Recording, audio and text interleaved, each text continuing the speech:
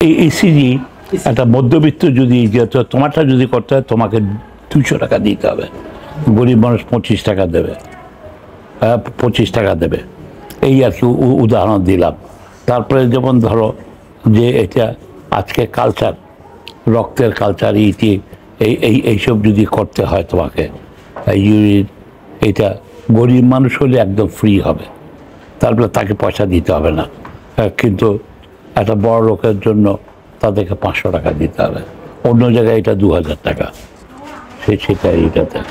এখানে 500 টাকা হলে এখানে আমাদের লাভ আছে 100 টাকা। আমি কিন্তু বিয়ে করছি, এই 100 টাকা আমি ওর জন্য খরচ করছি। আমি বলছি স্বাস্থ্যকে ব্যবসায় পরিণত করা যাবে না, এটাই হলো কারণ।